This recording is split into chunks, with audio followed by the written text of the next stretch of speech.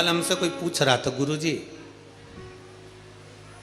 हम दीपावली पर दिए जलाते हैं, हम दीपावली पर अगरबत्ती जलाते हैं, हम दीपावली पर फटाके जलाते हैं, और कुछ जलाना हो तो बताओ। अब वो तो लोग हैं, कुछ भी पूछ सकते हैं, उनका मन। तो हमने भी कह दिया, एक काम करो, तुम्हारे आसपास के जितने तुमसे जलते हैं उनको बुला लो, कुछ जलाने की जरूरत ही नहीं पड़ेगी, वो खुद तुम्हारा घर देखकर चल के चले जाए। क्या जलाओगे? और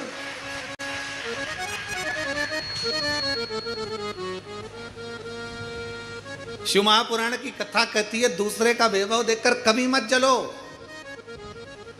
बल्कि भगवान से प्रार्थना करो, बाबा ऐसी कृपा करना मेरे कुबेर भंडारी कि तू हमारे नगर, शहर, गांव, देश, प्रदेश और हमारा पूरा भारत देश उन्नति में आगे बढ़ता चले जाए, ऐसी कृपा करो। बाबा से प्रार्थना करो। ये भीतर की प्रार्थना है, अपने भीतर की प्रार्थना।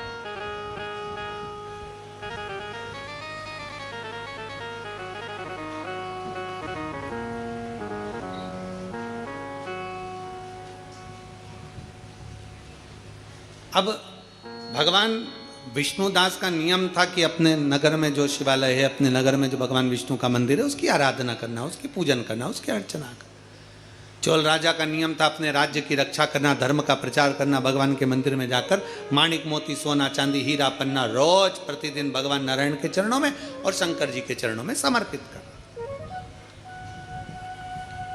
धर्म का प्रचार करना एक राजा को उद्देश्य होना चाहिए। अभी हम जब परसों के दिन शाम के समय पर हमारे मध्य प्रदेश के माननीय मुख्यमंत्री जी से मिलने के लिए जब उनके निजी निवास पर पहुँचे, कुछ बधाइयाँ देना थी कि संतों के लिए उन्होंने उज्जैन कुंभ के मेले में संतों के लिए, साधुओं के लिए, तपस्वियों के लिए एक सुंदर निर्णय उन्होंने लिया कि यहाँ संत साधु जैसे हरिद्वार में हमेशा रहते हैं, प्रयाग में हमेशा रहते हैं, ऐसे उज्जैन में भी संत साधु अपने अखाड़ों के साथ साल भर हमेशा रहें, उसके लिए उन्होंने व्यवस्था की। हमने उनको बधाई दी। उसके फिर चर्चा चली, बैठकर बहुत देर तक उस चर्चा में बात निकली तो गौ माता का बात निकली। गौ माता की सेवा पर जब बात निकली तो माननीय मध्य प्रदेश शासन के मुख्यमंत्री डॉक्टर मोहन यादव जी को हम उसके लिए धन्यवाद देंगे कि उन्होंने एक बड़ी सुंदर बात कही कि हमने पूछा गौ माता, तो कहे गुरुजी अब की बार ऐसा क्रम चालू करा है कि जितनी सरकारी गौशालाएं हैं, जिन गौशालाओं में सरकार के द्वारा कुछ राशि भी अगर पहुंचती है, ऐसी पवित्र जितनी गौशाला है मध्य प्रदेश की, सारी गौशाला में गोवर्धन पूजन वाले दिन गोवर्धन नाथ जी की पूजन और गाय की पूजन प्रत्येक गौशाला में की जाएगी। उसके लिए माननीय मुख्यमंत्री जी को धन्यवाद बहुत बहुत, जो सनातन धर्म की ध्वजा को आप आगे बढ़ा रहे हैं। बहुत बहुत साधुवाद कि गोवर्धन पूजन वाले दिन, दीपावली के दूसरे दिन, गोवर्धन पूजन के दिन प्रत्येक मध्य प्रदेश की जितनी गौशालाएं, जितनी सरकारी गौशालाएं, जहां जहां अनुदान जाता, जिससे प्रत्येक गौशाला में गौ माता और गोवर्धन की पूजन हो, जिससे सनातन धर्म मजबूत हो, उसके लिए माननीय मुख्यमंत्री जी को बहुत बहुत साधुवाद। एक बार जोरदार ताली बजाकर उनके लिए धन्यवाद, बहुत साधुवाद। धर्म की ध्वजता स्थापित होना चाहिए। चोल राजा ने अपने राज्य में संपूर्ण सुख का अनुभव करा दिया, संपूर्ण सुख, संपूर्ण सुख। समय बीतता गया, भगवत भजन आगे बढ़ता गया। अब जो विष्णुदास थे, ब्राह्मण कुल के, ब्राह्मण के घर में जन्मे, उनका नियम था शिव मंदिर में जाकर झाड़ू लगा देना, पोछा लगा देना, और शंकर के मंदिर में, शंकर के शिवालय पर एक लोटा जल भगवान शंकर को समर्पित कर देना। शिव महापुराण की कथा कहती है, शंकर के मंदिर में, आप लोगों ने स्मरण किया होगा, हम पूरे साल आपसे नहीं कहते कि आप आंवले को जल के लिए जाओ कि कहीं जल के लिए जाओ कि कहीं जल के लिए, पर कार्तिक महीने में 3 और एक तुलसा महारानी 4, ये 4 जगह पर अगर हमने जल समर्पित करा है तो ये जल हमारा खाली नहीं जाता, ये जल हमको सुख और शांति और लक्ष्मी का अनुभव करा ही देगा। दामोदर मास में कार्तिक महीने में इस जल की बड़ी महत्वता। देव दीपावली पे जब हम कथा का स्मरण करेंगे, ये कथा तो 3 दिवसीय कथा तो आज यहाँ पर विराम हो जाएगी, पर इसके बाद में जो फरीदाबाद में कथा है 4 तारीख से 8 तारीख तक 5 दिवसीय है, उस कथा को जब हम 1 बजे से 4 बजे तक आस्था चैनल के माध्यम से और हरियाणा की इस पवित्र भूमि पर फरीदाबाद में जब हम श्रवण करेंगे तो उसमें हम देव दीपावली का पूरा महत्व समझेंगे। इसलिए उस कथा का नाम स्कंदेश्वर शिव महापुराण की कथा रखा, कार्तिक के महत्व पर आधारित। 5 दिन देव दीपावली की महत्वता क्या है? कौन कौन से देव हैं जो दिवाली मनाते हैं? कौन से देवता हैं जो दीपावली के पर्व पर आकर दीपावली की महाउत्सव को मनाते हैं? जैसे कुबेरेश्वर धाम की पवित्र भूमि पर कई सालों से लोग दीपावली की रात्रि को आते हैं, दीप जलाते हैं, कोई 11 बजे आ रहा, कोई 12 बजे आ रहा, अपने घर की पूजन करी, जब समय मिल गया बाबा के यहाँ आकर 11 दीप प्रज्वलित कर दे। 11 दीप जलाने का महत्व कहाँ से आया है? कुबेरेश्वर बाबा की पवित्र धरा पर शास्त्र वर्णन करता है, बड़े आनंद के साथ हम लोग कथाओं के माध्यम से श्रवण करते हैं कि जब माता लक्ष्मी और कुबेर दोनों को जब वैभव की जरूरत पड़ी, धन की जरूरत पड़ी, संपदा की जरूरत पड़ी, तो भगवान शंकर की उन्होंने हजारों वर्ष तक आराधना करी, हजारों वर्ष तक तप साधना। और भगवान शंकर की आराधना करते हैं, आराधना करते करते करते करते कुबेर को बहुत समय बीत जाता है, माता लक्ष्मी को बहुत समय बीत जाता है, पर शिव प्रसन्न नहीं होते, भगवान शंकर प्रसन्न नहीं हुए। तब भगवान शंकर की आराधना करते करते माता लक्ष्मी ने स्वयं माता ब्रह्माणी से पूछा कि ये शिव प्रकट क्यों नहीं होते, हमें वर क्यों नहीं देते? कुबेर ने पूछा ब्रह्माणी से, हमने इतनी आराधना करी है, शंकर आखिर वर क्यों नहीं देते?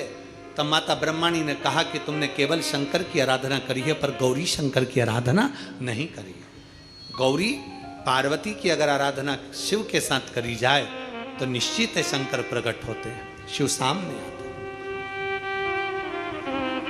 नारायण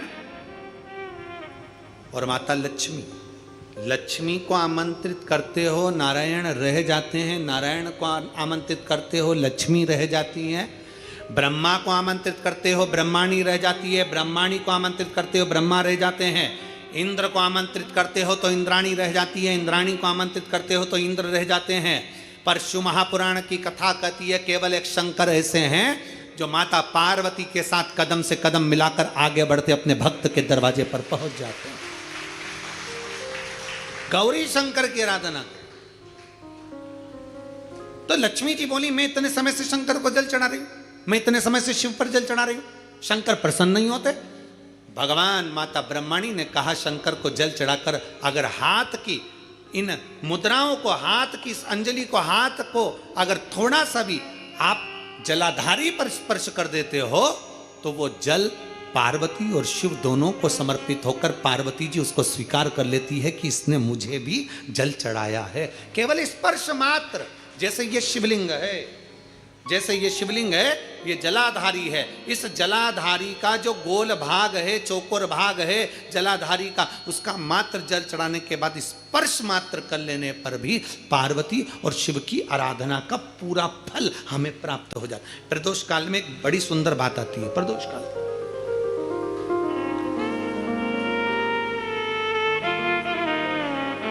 आप में से कोई प्रदोष का व्रत करते हैं? करते हो आप लोग? ठीक है। कितने लोग हैं जो नहीं करते? हाथ उठा लो। ठीक है, नहीं करते ना, कोई बात नहीं, रख लो, रख लीजिए। 26 प्रदोष का, 24 तो 12 महीने की और अधिक मास की 2, 26 प्रदोष का फल, 26 प्रदोष का फल एक क्षण में प्राप्त हो जाता है, एक क्षण में। कब? कहा जिस दिन प्रदोष का दिन हो, 26 प्रदोष में से कोई भी प्रदोष का दिन हो और प्रदोष काल में आप अपने घर से जल और एक हाथ में घी का भरा हुआ दीप लेकर जिस दिन शंकर के मंदिर में जाते हो, शंकर को जल चढ़ाकर हाथ का स्पर्श जलाधारी पर कर कर शिव मंदिर में दीप प्रज्वलित कर देते हो, 26 प्रदोष का पुण्य फल उसी क्षण प्राप्त हो। 26 प्रदोष का फल एक ही दिन में, एक ही क्षण में प्राप्त हो जाता है। 26 प्रदोष का।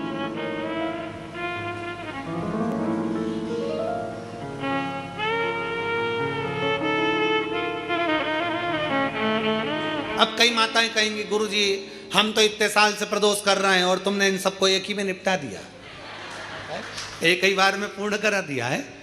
हम इतने साल से कर रहे हैं, वो क्या?